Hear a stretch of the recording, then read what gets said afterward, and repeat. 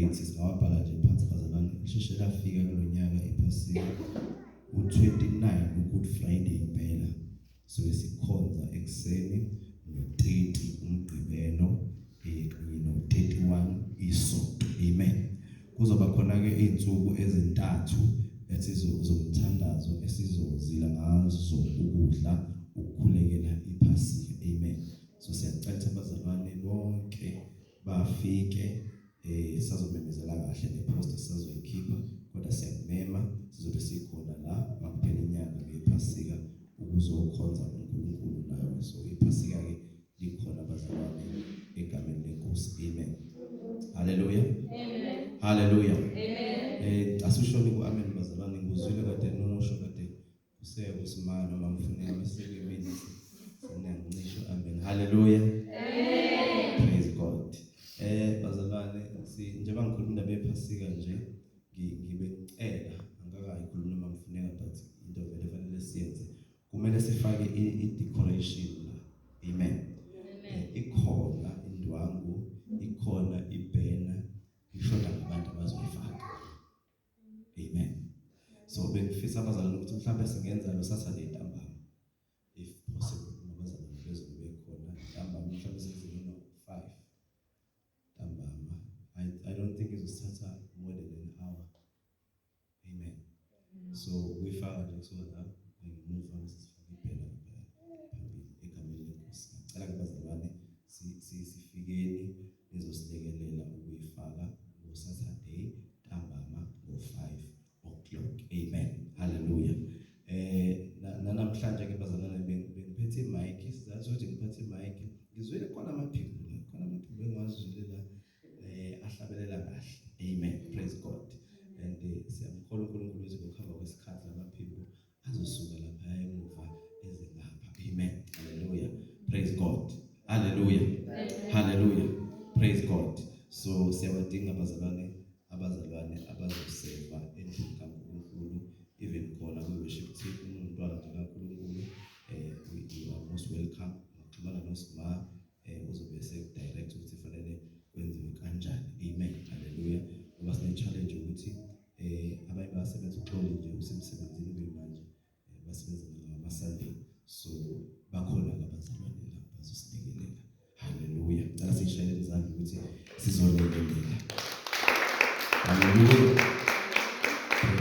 sabazalwane sizolekelela kaNkulunkulu kafushane siyaqhubeka nesifundiso sika Jesu Christ amen doctrine of Christ ngesonto edlule langalela sonto saqala isifundiso sikhuluma ngoJesu amen so encourage abazalwane ukuthi baphathe into zokubhala khona kuzoba easy mongenayo njengamanje it's fine but next week phathe ukubhala nje khona uzosikhumbuza amavesi uma ususekhaya uma ungenayo ungasebenzisa nefoni yakho uma ushesha ekutypeni amen hallelujah ngoba ngishilo abazalwane ngathi lezi izifundiso eziyisisekelo sokukhona awukwazi ukucuma uhambe ngegrace uhambe ngama breakthrough nani ungabambanga izisekelo zokukholwa amen hallelujah izinto lezi ekulindeleke ukuba uma umzalwane usuyazazi hallelujah hallelujah mufunda incwadi yabaHebheru chapter 6 noma singawuvula umbhalo wabaHebheru ukhuluma ngazo lezi zinto lezi zokuqala izifundiso zokuqala kubalulekile ukuthi uzibambe izifundiso zokuqala ngoba izona ezisekelo sokukholwa amen mufunda amaHebheru 6 verse number 1 lithi iBhayibheli ngakho ke masidlule esifundisweni sokuqala ngoKristu yabona ukuthi the moment uqala njengoba umzalwane isifundiso sokuqala efanele usazi isifundiso ngoKristu ikhona abazalwane haleluya so kubalulekile ukuthi sithathe serious lezi zifundiso noma lezi zifundo engizenzayo ngoba izona ezizokwenza ukuthi ukwazi ukukhula ekukholweni kwakho izona ezizokwenza ukuthi ube nempande ekukholweni ungaphishulwa imimoya ngoba ziningi nemfundiso ngaphandle haleluya ziningi nemfundiso ngaphandle ezinye ezidukisayo So kodwa uma umuntu obambe lezi izifundiso zokuqala akukho lula ukuthi udukiseke. Nikhona bazalwane?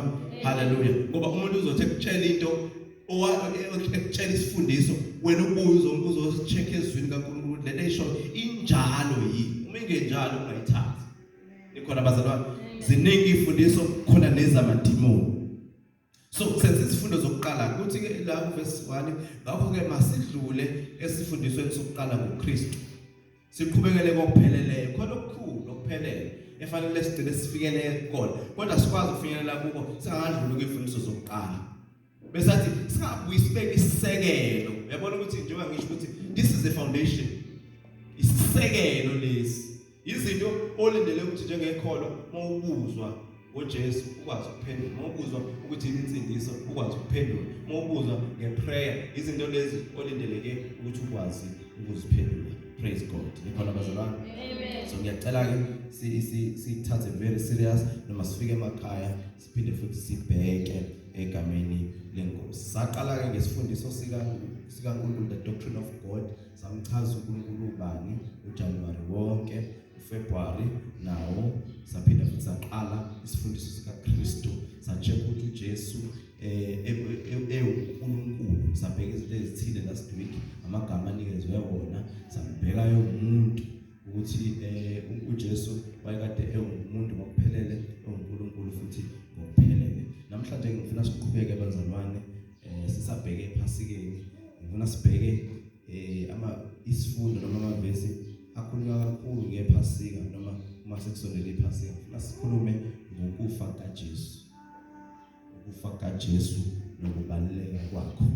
Hallelujah. Amen. Hallelujah. Amen. Manje awusho amen bazalwane ngizolo ngigidagidela nje ngiqhubeka. Hallelujah. Amen. Praise God. Hallelujah. Amen. Nakho amen abantu abaphilayo. Hallelujah. So ukubaluleka kokufa kaJesu bazalwane uma ususa isiphambano mawususa ukufa kaJesu kwinkolo yobuKristu. Inkolo yobuKristu iyafana nezinye inkolo. Ikhona bazalwane. Amen. Umususa isiphambano Jesu ebethelwe esiphambanweni ensindisweni. If you take that out inkolo yobuKristu iyafana nezinye inkolo. Ikhona kodwa bazalwane. So into yenza umehluko ukuthi uJesu wafa wavuka wangagcina ngokufa kodwa wavuka. Into yenza ukuthi sihluke kunabantu abakhonza abanye uNkulunkulu ileyo ukuthi owethu uNkulunkulu wafa wavuka. Iqiniso engenzela liphiwe ukuthi uJesu wafa. Ikhona bazalwane.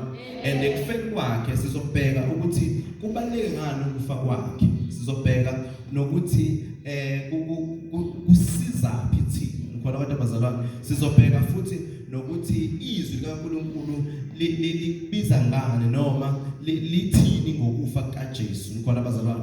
Hallelujah. So ngicela nje ningibekezelele ngizofisa ukuthi lamavesi emangisho ivesi amanye sowafunda amanye ngizowakhotha nje bese niyawabhala. Amen. Hallelujah. So njengoba sengishilo ukuthi uma ususa isifundiso ngokufa kaJesu ireligion yokukholwa nje ifana nokuthi ayikho noma ilahlekelwa ubuqiniso bayo. Nikhona kodwa bazalwane. Hallelujah. So uJesu ekufeni kwakhe wakwazi ukusihlenga ngokufa. Amen. So uma efa ukufa kwakhe sikwazalwa thina lithi iBhayibheli ngesikhathi esesiphambanweni bemgwazi ohlangothini kwaphuma amanzi kuphuma negazi. So thina saphuma kulelo nxeba uJesu akwazwa lona esiphambanweni. So ngaphandle kwesiphambano ngabe thina nawe asikho la. Nikhona bazalwane.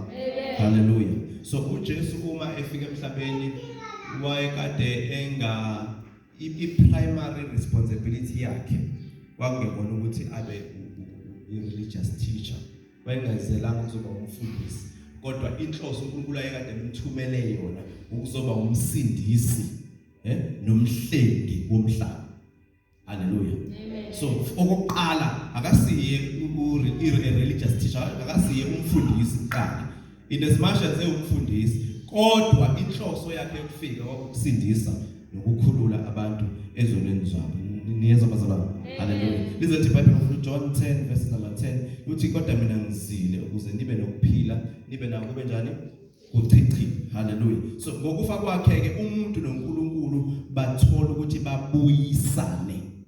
Hallelujah. So uNkulunkulu nomuntu babuyisana ngokufa kukaJesu. Amandla ke enkolo yobuKristu aseqinisweni nasesifundisweni ngoKristu ebethelwe esiphambanweni wavuka abafileyo. So ngabamagama ngaphandle kwesiphambano there is no Christianity. Ngaphandle kwesiphambano akukho nokuthethelelwa kwezono. Ngaphandle kokufa kaJesu akukho ukuthethelelwa kwezono. Izono zithethelelwa ngoba uJesu wafa esiphambanweni. Nikhona bazalwane kuseni. Hallelujah. So uJesu ke kunalento ebizwa ngeincarnation. Lokho ukuthi uNkulunkulu bese azalwe abe umuntu. John 1 verse number 14 lithi ulizwi waba inyama wakha phakathi kwethu. So ukushintsha kwakhe isimo from enkulunkuluwini eya ebuntwini. Leyo nto sibiza ngeincarnation. So ngesikhathi ke embatha inyama negazi lokho wayekade engimbathela ukuthi ukuze akwazi ukufa ewumuntu. Nikhona bazalwane ngicela ningivulela amaHebrew 2 verse 14. uJesu bazalwane wayekade embathela inyama ukuze akwazi ukuthi afe ngoba uNkulunkulu akafi kodwa kwakumele ukuthi abe incarnated. Hebrews chapter number 2 verse number 14. Cela simnike iBhayibheli sibam. Hebrews 2 verse 14. uJesu ukuze akwazi ukusifela kwabiza ukuthi aqale abe inyama kuqala ukuze inyama yakhe ishawe ilinyazwe bese experience ukufa njengomuntu. So wathatha wambatha inyama negazi ukuze afe. Cela umfundele. Ngakho ke njengokuba abantwana bahlanganyela igazi nenyama naye uqobo. Okay, bacela ubambe lapha. Abantwana bahlanganyela ngithina la siyigazi nenyama. Nikhona bazalwane siyigazi nenyama la ke kongenani igazi ke kongenani inyama. Now lithi ke iBhayibheli ke abantwana ke naye wahlanganyela lapha. Cela uphinde ufunde futhi. Njengakho ke njengokuba abantwana bahlanganyela igazi nenyama naye uqobo wahlanganyela khona lokho ukuze ngokufa amchithe obe nawo amandla okufa ongusathane. So ukuze akwazi ukuchitha amandla kaSathane nokufa kwadinga ukuthi ahlanganyele egazini nasenyameni njenganathi. Khona kodwa bazalwane. So uJesu ke bazalwane he was manifested to take away our sins. Wavezwa wambulwa embuleni ukusithatha izono. So lento ke incarnation ukuthi asuke enkulunkuluwini bese eze emuntwini wayenzela uNkulunkulu ukuze inhloso kwawukuthi ayofa esiphambanweni. First John chapters number 3 verses number 5. Eka Johana oqala chapter 3 verses number 5. So uNkulunkulu inhloso yakhe ukumletha kwangesikona ukuthi azomisa umbuso emhlabeni. Bathi abafundi Jesu uzobuyisela nini umbuso kaIsrael? uJesu no, inhloso akusiyo leyo. But inhloso uNkulunkulu wamveza noma wamletha wamambula ukuze asuse izono ngesiphambano. So lesiphambanweni kunokufa. First John chapter number 3 verse number 5. Verse number 5. Senazi ukuthi yena wabonakaliswa ukuze asuse izono. Akukho sono kuye. So wabonakala ngesikhathi ewulizwi wayengekakwazi ukususa izono zasemhlabeni.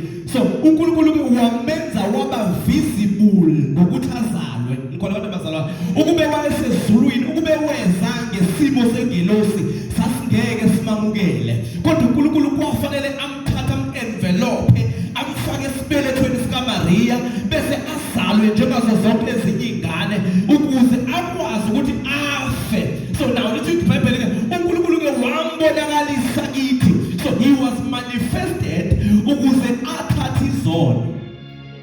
Awukhona kodwa abazalwane. Amen. So wazela ukuzoba isihlengo kwabaningi. So ngesikhathi elenge siphambanweni yiyo inhloso ekade izele ukuthi azobe isihlengo kwabaningi. Hallelujah. Matthew chapters number 20 verses number 28. Wazela ukuzoba isihlengo. Angifuni ukushumayela bazalwane, ngifuna ukufundisa nje. Angiyezwa ukuthi isithulo Matthew 28 verses number Matthew 20 verse 28. Njengalokho indodana yomuntu ingazelanga ukukhonzwa. Okay, uJesu akazelanga ukuthi ngesikhathi azokhonzwa his primary responsibility konke sikona ukuthi akhonzwe. Yes. Kepha ukukhonza nokunikela ukuphila kwayo. Kodwa uye owayezokhonza thina ngokuthi azinikele. Hallelujah. Cela uphinde futhi verse 28. Njengalokho indodana yomuntu ingazelanga ukukhonzwa, kepha ukukhonza nokunikela ukuphila kwayo kube isihlengo sabaningi. So uJesu uzele lo ukuthi kuzoba isihlengo sabaningi. Wathatha ukuphila kwakhe kubeka phansi. Wanikela impilo yakhe yaba umhlatshelo ukuze ahlenge thina. So kwathi ukuthi aqale abe umuntu. Ngoba sasike simamukele kube wafika ingelosi. Engazile ingelosi. Weze kubantu. So kufanele wathatha isimo somuntu. Hallelujah. Now iBhayibheli ke bazalwane liyakufakaza even in the Old Testament nase Testament elisha liyakhuluma ngokufa kaJesu.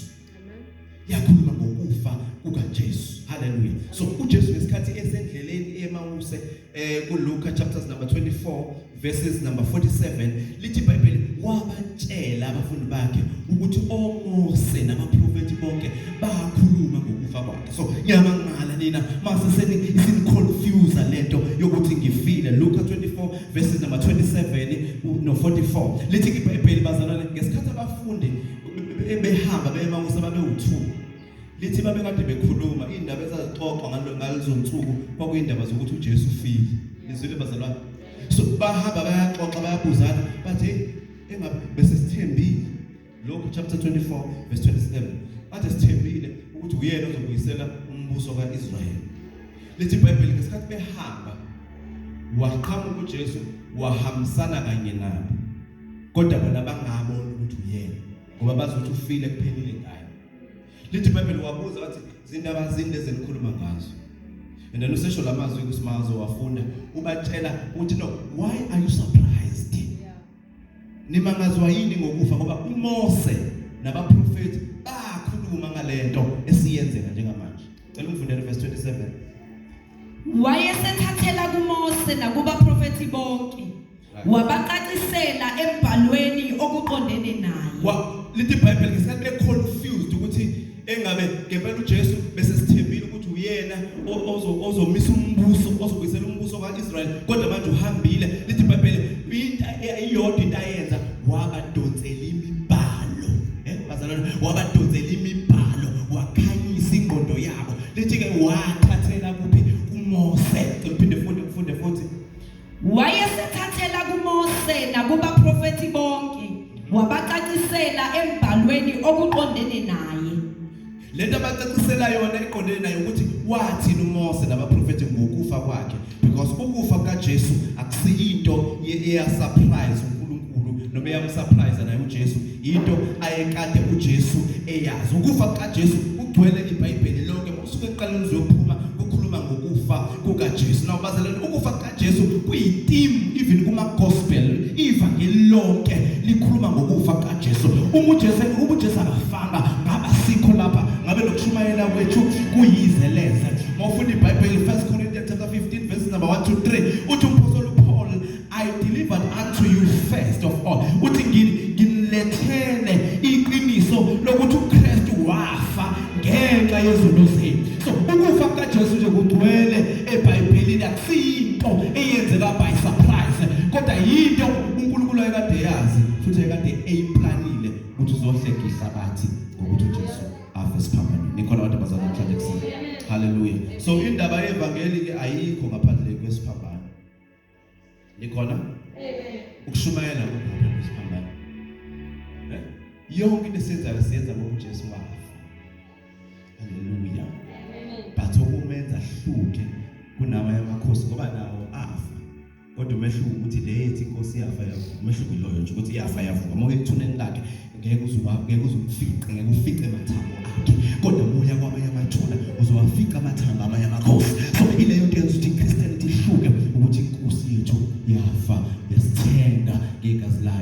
wayavuka elithi iBhayibheli lihleli ngakesokunene sikaNkulunkulu. Nikhona abantu abazalwane even ezulwini, yazi ukuthi even ezulwini ukufa kukaJesu kuyaziwa, kusakhulunywa nangako namanje. Hallelujah. Kwake kwaba ne-conversation, hallelujah, oMose noEliya lithi babe kade bevakashile emhlabeni. Nakhumbula uJesu esentabeni la khazindiswa khona, lithi iBhayibheli babe kade bethandaza, lithi emva kwalokho kwehla kwabonakala uMose noEliya. Emva kwalokho lithi iBhayibheli uJesu abafundi bakhe bathuka, uPeter wathi inkosi kuhle ukuthi sila.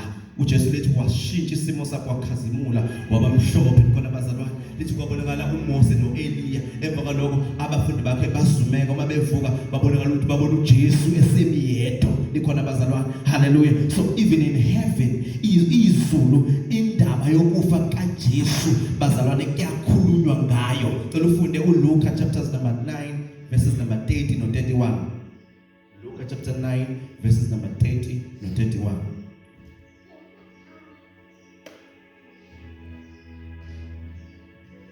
Bheka wakhuluma naye amadoda amabili ayengoMose noEliya. Yes, they are talking to him. They are visitors on earth. They are talking to him. Yes. Abonakala ngegazimulo akhuluma ngokumuka kwakhe. Akhuluma ngokufa kwakhe. Even people in heaven, they are aware of his death. Listen, bakhuluma naye, they conversed with him about his death, about his coming back to God in heaven. So ukufa kaJesu kuyi-theme even in heaven. Kumhlabelele ngisho ezulwini, amaculo ahlabelele ezulwini akhuluma ngaye. Mofunda Revelation chapter number 5 verse number 8 to 12. Cela siye lapho ezulwini bazalwane, laba bahlengiwe ezulwini bakhuluma ngokufa kaJesu. Hallelujah. Lithi wabonakala eyiwundlu elifanele. Hallelujah. Psalm chapter 5 verse 8 to 12. Verse 8. Kuthe seliyithabathile incwadi izidalwa ezine namalunga angama24 awaphansi phambi kwewundlu. Kuyilelo nalelo linehabhu nezitsha zegolide. Okay, bazalwane iwundlu uJesu esevukile, right? uJesu esevukile. Lethi ke iBhayibheli la lithi uverses number 8 kuthe selwathatha incwadi izidalwa ezine namalunga nane 24 lithi awaphansi phambi kwakho Jesu. Qhubeka. Kuyilelo nalelo linehabhu nezitsha zegolide zigcwele impepho eyimikhuleko yabangcwele. Right. Ahlabelele igama elisha athi. So in heaven there is a song that is said about the death of Jesus Christ. So ukufa kaJesu it's celebrated because kwathi ngisabatha balithengela kuye. Qhubeka. Ahlabelele igama elisha athi. Nalitulo elisha. Ufanele wena uyithabathe incwadi nokuvula izimpawu zayo. You are worthy of opening up the scroll. Hallelujah. In heaven, Jesus is worshipped. Ezulwini iwundlu liyadunyiswa. Hayi bazalwane, okwenzeke emhlabeni kumfuziselo wento eyenzeke ezulwini. Nikhona bazalwane. Hallelujah. Uma sidumisa la aqala indumiso iqale ezulwini, nasezulwini uJesu uyadunyiswa njengenkosi. Lithi iBhayibheli bacula bathi ufanelwe wena ukuyithabatha incwadi nokuvula izimpawu zayo ngokuba wahlatshwa. Izwa iziculo eliculayo ngokuba wahlatshwa kukhulunywa ngokufa kwakhe. Wabathengela uNkulunkulu ngegazi lakho. Hallelujah. Ngoba wahlatshwa wabathengela uNkulunkulu ngegazi lakho. Hallelujah. Khona abantu abazalwane. Hallelujah. So imbhalo ke iyakuveza ukufa kaJesu. But sithola uJesu ukufa kwakhe kunezinto ezine ngifuna ukuthi sibheke bese ngiyathandaza. iBhayibheli elisivezela ukufa kwakhe kuyizo kithi. Njengoba sila emhlabeni ukusiza ngani ukufa kaJesu. Umuntu ongakholwa akakubuza leyo nto ukuthi ukufa kaJesu ukusiza ngani wena.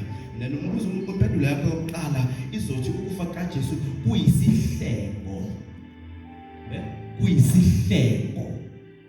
That is number 1. iBhayibheli liveza ukufa kaJesu njengesihlengo.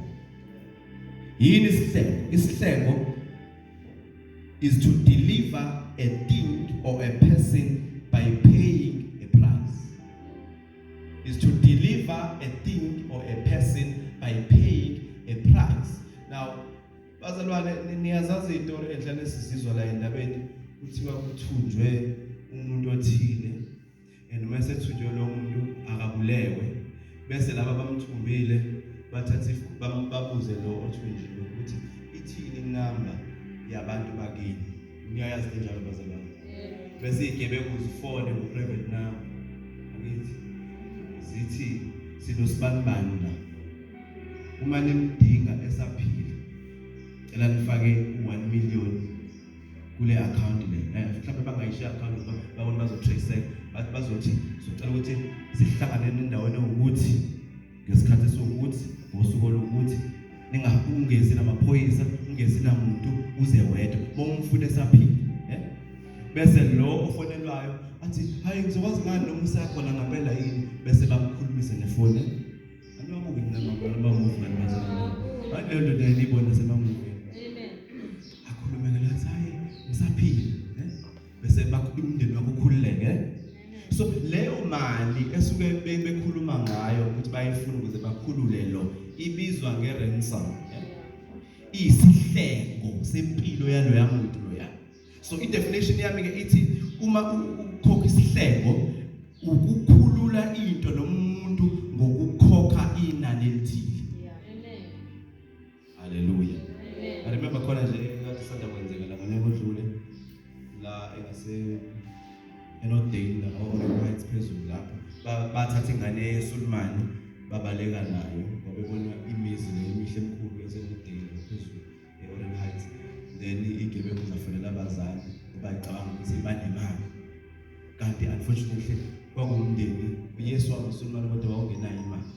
Ingane yajabula isikhululekile ngoba noma bengayikhokha ngeransom kodwa umndeni wakwazi amaphoyisa akwazi ukuthi ayikhulule. But isikhathi esiningi uma nemali engakhokhwa bagcina bembulele. Leyo nto uJesu ayenza lithi wakhokha isihlengo ukuze sikhululeke ezonweni. Isihlengo asikhokha wasikhokha ngegazi lakhe. Khona bazalwane wakhokha ngegazi lakhe. So is to deliver a thing or a person by paying a price. Okwesibili lo muntu njobe suke ethunjiwe laba bakubo basuke bemthenga back. Ungowabo kodwa ukuze akhululeke kumele bamthenge back. So thina besingaba kaNkulunkulu kodwa ngenxa yesono saqhelelana noNkulunkulu. uNkulunkulu wayesesithenga back ngegazi likaJesu. Khona abantu abazana namhlanje so is to buy back a person by paying a price for which it is held in captivity. Unenani elakhokhwa athi ohlabelana sathengwa ngenani eliphakemeyo.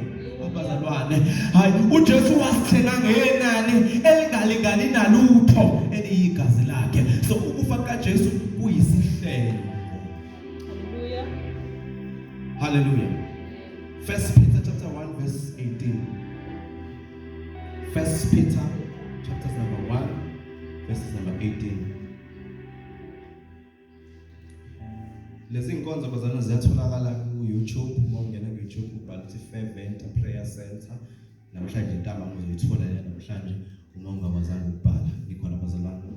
1 Peter chapter 1 verses number 18. Ukufa kaJesu kusiza ukuthi uyisihlengo kithi. Nazi ukuthi anihlengwanga ekuhambeni kwenokuyize enakunikezwa ngawoyihlo ngezinto ezibhubhayo. Anhlengwanga ngezinto ezibhubhayo, anhlengwanga ngemali. Kuthiwa anhlengwanga ngesilva negolide. Lokho bekhuluma ngenze example lo muntu usuke ezohlengwa ngemali. Kodwa kuthiwa thina asihlengwanga ngezinto enjani? Ziyabhubha. Igolide nesilva izinto eziphelayo. Kodwa sihlengwe ngani? Cela uphinde ufunde futhi sima. verse 18 kuye na 19. Nazi ukuthi anihlengwanga ekuhambeni kwenokuyize enakunikezwa ngawoyihlo ngezinto ezibhubhayo isiliva negolide kodwa ngegazi elinqabileyo likaKristu kungathi elewundle lingenacala elingenabala. Nansi into enhlengwe ngayo ile gazi lewundle elachitheka esiphambanweni. Silanga ngenxa yogazi. 1 Timothy chapter 2 verses number 6. 1 Timothy chapter 2 verses number 6. Ngifuna ingene lento bazalwane kithi ukuthi ukufa kaJesu kuyisihlelo. 1 Timothy chapter 2 verses number 6. Omunye bese siphinde sivule uGalatians 3 verse 13. 1 Peter 2 verses number 6.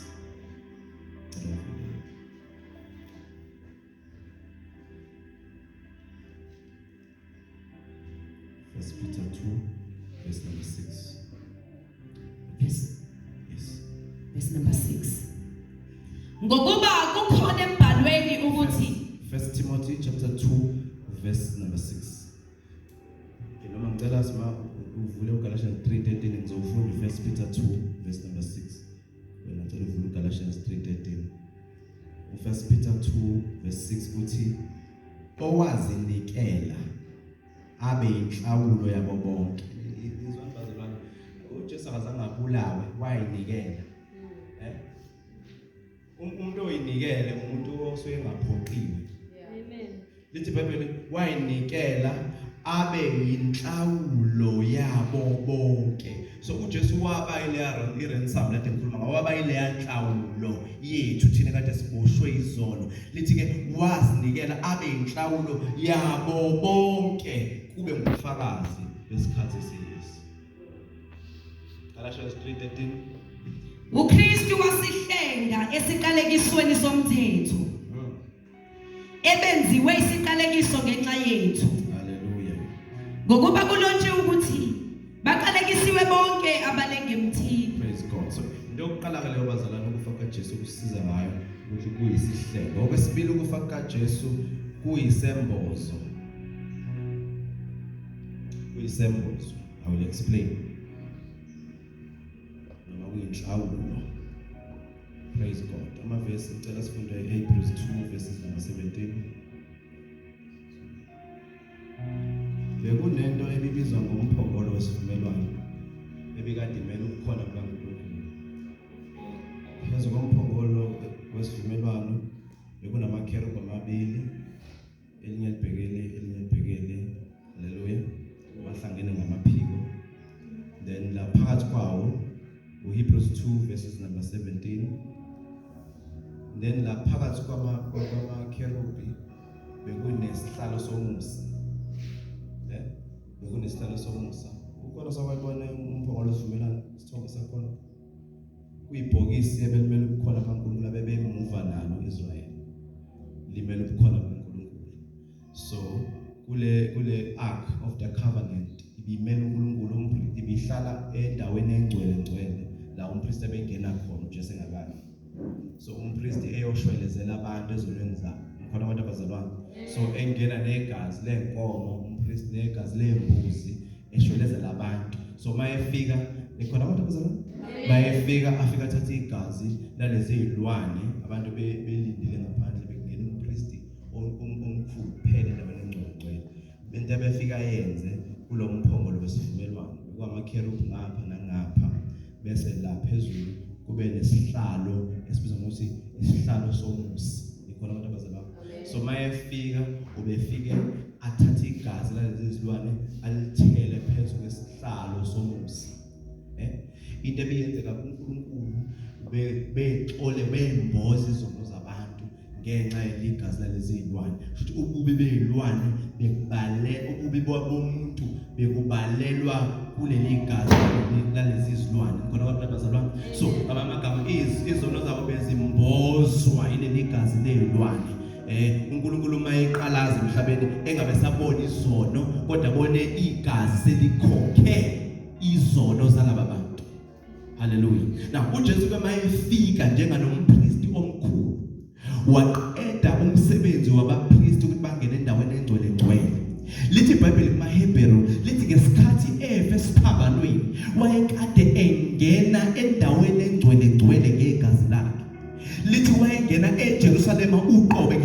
ezulwini uqobo ngalo igazi ungena akaphethe yena into ebenza hluke haleluya bazalwane into ebenza hluke kwabanye abapriest basemhlabeni ukuthi yena endaweni egcwele wayengaphethe igazi lembuzi negazi lenkomo kodwa wayekade ephethe elakhe igazi lithi iBhayibheli lathi amaHebrew wayengena ezulwini uqobo nelakhe igazi so mayefika endaweni egcwele akafikanga uJesu wathela igazi phezu kwebhima city noma phezu kwesihlalo somusa igazi lenkomo wathatha igazi lakhe walithela phezu kwesihlalo somusa wayesehlala kuso into eyenza ukuthi ahlale uJesu uhlaliswa ukuthi useyavala ukuthi akasekho omunye umpristi oyophinda angene la ahlale la because laba beTestament elidala bebengahlali bebefika bathela igazi bese bayaphuma ukuphuma kwabo isign ukuthi ngonyaka ozayo uzobuya ezoshwelezela abantu kodwa uJesu mayefika yena abazalwane lithi iBhayibheli wafike wahlala phezu kwesihlalo somusa now lokuhlala kwakhe yiko lokho ekubiza ukuthi kuyisembozo sezono cela ufunde uRomans chapter number 3 verses number 25 sekuzothandaza abazalwane so ukuhlanzwa noma ukufa kaJesu kuyinhlawulo it is a propitiation hallelujah propitiation isho ukuthini isho ukuthi umusa isho to cover propitiation isho bazalwane ukumboza so ngokufa kaKristu Jesu he overlooks the sins. He overlooks the sins.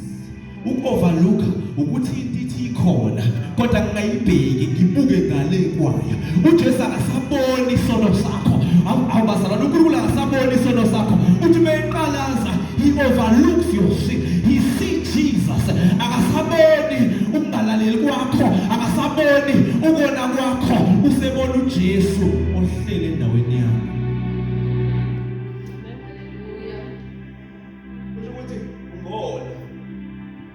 Uyaphenduka ngesakushila isono uyasenza usiyeke mawungaphenduka iBhayibheli ozivuma bese yazishiye uNkulunkulu uzomthethelela so uNkulunkulu mayeseqalaza kabe sabona leso sono sakho usebona uJesu uma sithi umuntu overlook uyalunguza noma uyayeqa lento afanele uyibona abonele ngani uJesu akasaboni uNkulunkulu akasaboni ukuhluleka kwakho sebona uJesu lesiphambanweni uNkulunkulu akasaboni ungenzi kahle kwakho kodwa sebona uJesu lesiphambanweni awubazalana uNkulunkulu akasaboni ububi bethu akasaboni izono zethu nezono lakho kodwa sebona uJesu lesiphambanweni ingakho lithi iBhayibheli sibhekile kuJesu umqalisi nomphelezo sokholwa kwethu awubazalana sabheka izinto esidlula kuzo asabheka izinto ezimendleleni yethu kodwa sesibhekile kuye lithi iBhayibheli babheka kuye bakhanya ubuso baba busoze bajabhiswa uNkulunkulu he overlooks our sins because of Jesus Christ uma unoJesu izono zakho uNkulunkulu wazithethelela nalezo ucabanga ukuthi uNkulunkulu akazithetheleli wazithethelela so ukufa kaJesu is a propitiation kuyinhlawulo kuyisembozo please read verses number 25 amisileyo uNkulunkulu abe inhlawulo ngokukholwa egazini lakhe now umisela uNkulunkulu ukuthi abe inhlawulo awubazalwane uNkulunkulu ngamagama ayisekho into wena uyikweleta uSathane ayisekho ngisho ngathitha ingane zakho kodwa umkweleta lutho ngisho ngathitha impilo yakho awumkweleta lutho inhlawulo zakho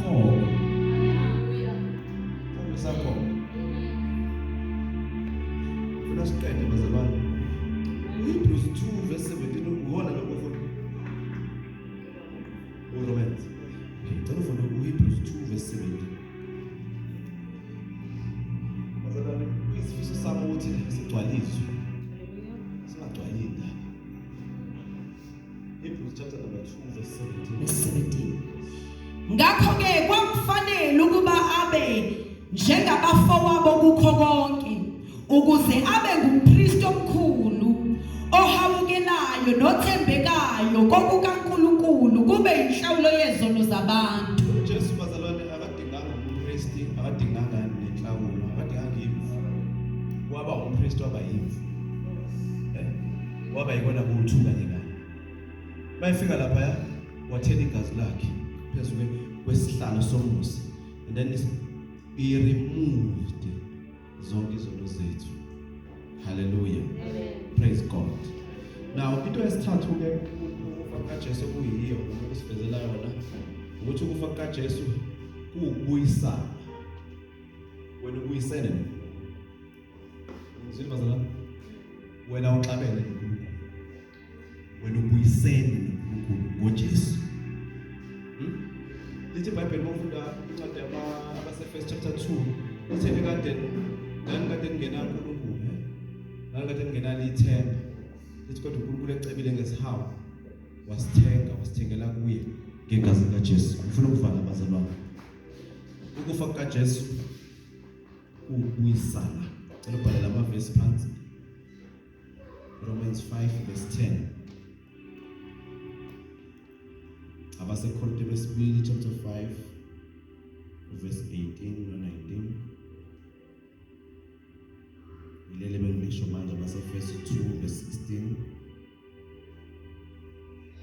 Abasefeso 2 verse 16. Bese lokugcina abasekolose 1 verses number 20.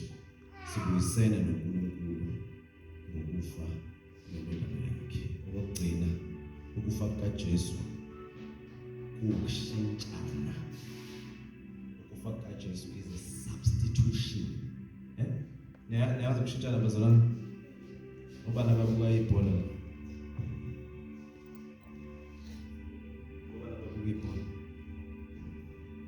Hallelujah. Ngiyabona ama supporters message. Ngisho ukuthi esithi akushintshe khona laba complain ngayo. Want to pray ukugejja nje phansi kwebhanga. So asimshintsheni. I-substitution into kanjalo ukungena endaweni yomuntu. Amen. Ungena endaweni yabani? Yomuntu, ukushintshana. So ukufa kukaJesu kuukushintshana kithi. Isaiah 53 verse number 6. Ukufa kukaJesu kuukushintshana. Kwakufanele ingene thina kwangena yena.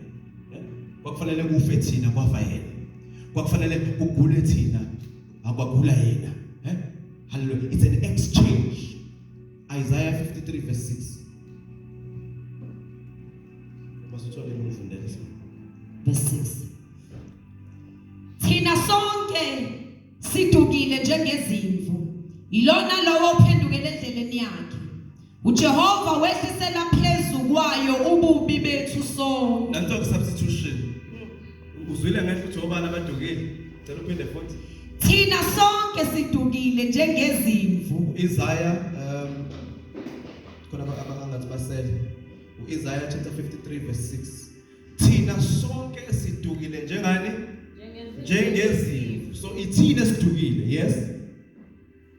Yilowo nalowo uphendukele endleleni yakhe. So umuntu nomuntu usabele ukuthanda kwakhe. Jehova wehlisele phezulu kwayo ububi bethu sonke. Kodwa uNkulunkulu wangathatha ububi bethu wakubeka phezu kwethu. Wenza lento ethi substitution. Bathi laba babi banganikeza ububi banikeza ubuhle. Kwathi lo omuhle wanikeza ububi, kwathi lo ongenacala wanikeza amacala. Kwathiwa laba abanamacala they are free to go. Lithi iBhayibheli uma indodana yomuntu inikhulula niyakuba ngabakhululekile impela. Kodwa uNkulunkulu wabalela kuye zonke izono zethu. Substitution. Jesu wangena endaweni yakho. Jesu wathatha uJesu wathatha ukugula wethu emzimbeni wasinika ukuphila kwakhe. uJesu wathatha ukweswela kwethu wasinikeza ingcebo yakhe abazalwane.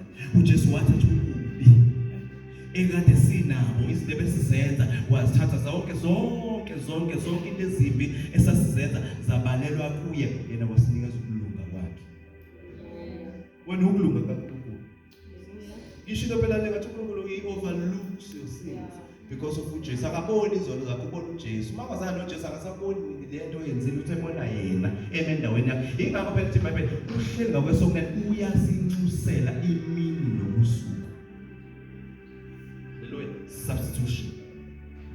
ufunda 1 Peter 2 verse 24 lithi yena owathwala izono zethu emzimbeni wakhe. Ezobani izono? Ezethu. Kodwa uzithwala kuphi? Emzimbeni wakhe, ukuze kuthi sesifile ezonweni zethu bese siyaphila ekulungeni oyena imvimbo yakhe saphulukiswa. Haleluya. Saphulukiswa ngemivimbo yakhe. Ikhona abazalwane. So whatever usathela kade kuplanele yona ayisekho kuwe, uJesu sayithatha. Haleluya. Noma kuthiwa usathela kade kuplanele impilo yakho iyoba ngeke izibe impumelelo, kodwa uJesu usakunikeza ukuphila. Uyilithi iBhayibheli ukuphila okuchichimayo. Because there was esiphambanweni there was a substitution. Kwathatha ububi bakho wena wanikezwa ubuhle bukaNkulunkulu. Uyabona ukuthi sina yinto into esiyenzile nje engenza ukuthi uNkulunkulu asithanda, kodwa uNkulunkulu wachazwa uJesu ilayenza isiphambanweni ethatha ububi bethu. Cela sibe ngeke.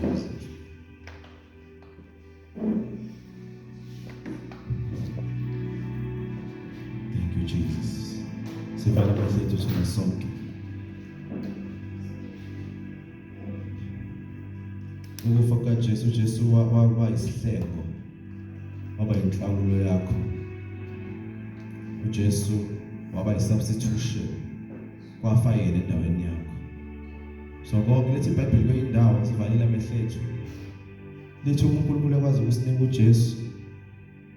Yini angasikhohlela yona? Yini engaphezulu kaJesu? Ayikho into uNkulunkulu angekaze akunikeze yona. Uma akunikeza uJesu wakufela, ngisho ukuthi noma kuthiwa yini oyidingayo uNkulunkulu ikhona. Awuyitholi ngenxa yobuhle bakho noma ngenxa yokwenza kwakho, kodwa uyithola ngenxa yomusa awunikezile uJesu. Namhlanje kuseni I want us to pray bazalwane with an understanding ukuthi uNkulunkulu wasibusisa ngesibusisa sonke sakomoya. Hallelujah. uNkulunkulu wasinikeza konke kuJesu. uJesu ipackage. Ukufa kwakhe wasinikeza ukuthula, wasinikeza ukuphila okuyingunaphakade, wasinikeza impilo echichimayo, wasinikeza konke esikudingayo kuloku kuphila nakuloko okuzayo. Namhlanje kuseni ufuna sibe naleyo understanding ukuthi uJesu wafa endaweni yakho, ukuthi uJesu wakhipha inhlawulo engeyona imali kodwa igazi lakhe. Namhlanje kuseni I want everyone bazalwane of us to pray. Namhlanje sibonga uNkulunkulu ngokufa kaJesu. Now we understand ukuthi uJesu wasifela, ukufa kwakhe kusiza ngani. Cela sonke sivule imilomo yethu when we pray egameni likaJesu. Baba siyathandaza namhlanje kuseni uNkulunkulu ongcwele. Come on somebody, open your mouth.